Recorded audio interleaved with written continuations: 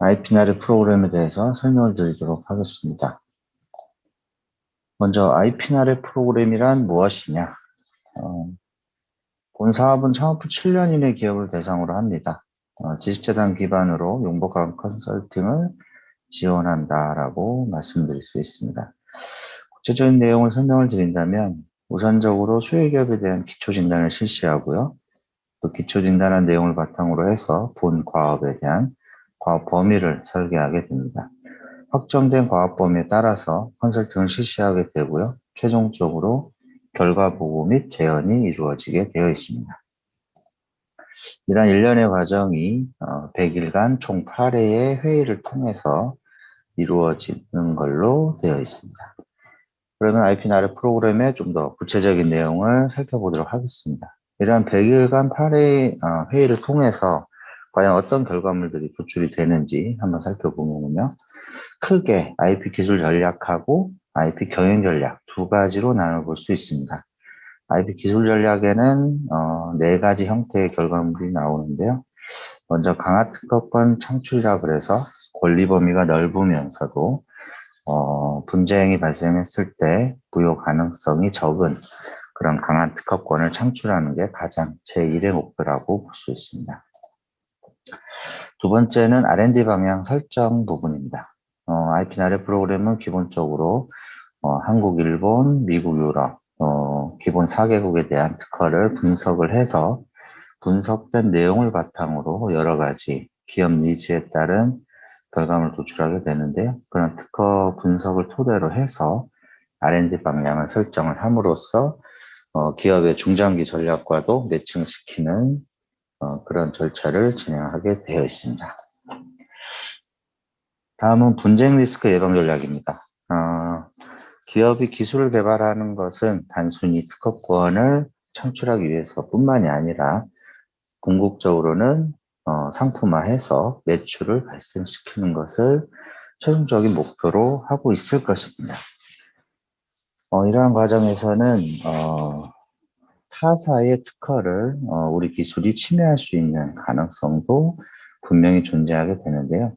이런 IP나래 프로그램을 통해서 그 대상 기술이 혹시 타사의 특허에 침해 리스크는 없는지 그런 가능성 부분을 검토하게 되겠고요. 그 검토 결과에 따라서 문제의 소지가 있는 특허가 있을 경우에는 여러 가지 그거를 극복할 수 있는 전략을 수립하는 단계도 IP나래 프로그램을 통해서 진행을 하게 됩니다.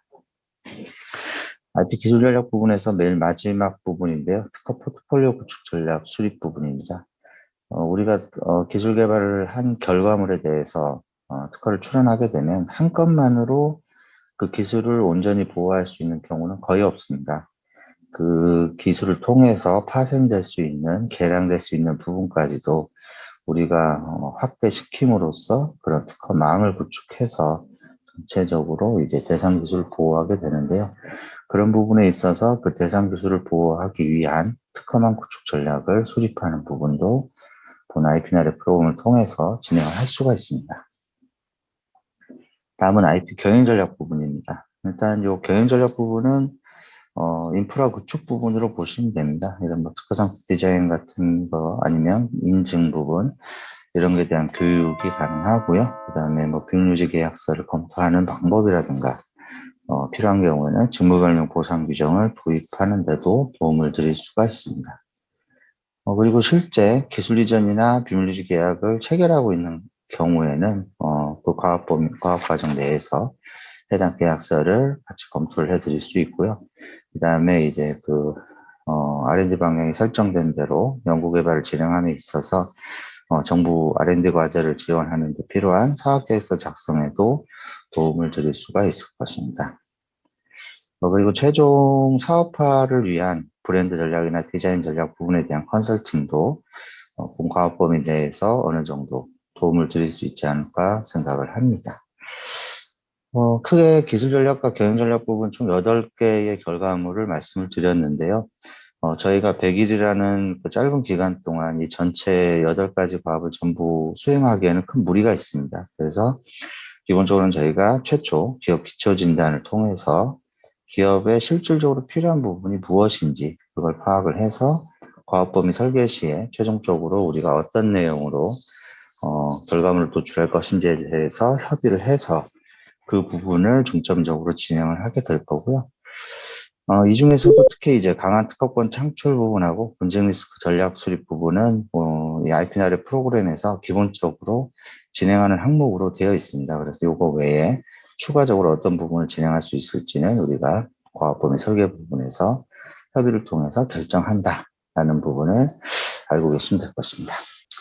그다음에 IP나래 프로그램에 대해서는 좀 개략적인 부분의 내용으로 한국발명진흥회에서 홍보 영상을 만든 게 있습니다. 그래프로 만든 게 있는데 해당 영상은 이 링크에서 유튜브에서 확인할 수가 있겠고요.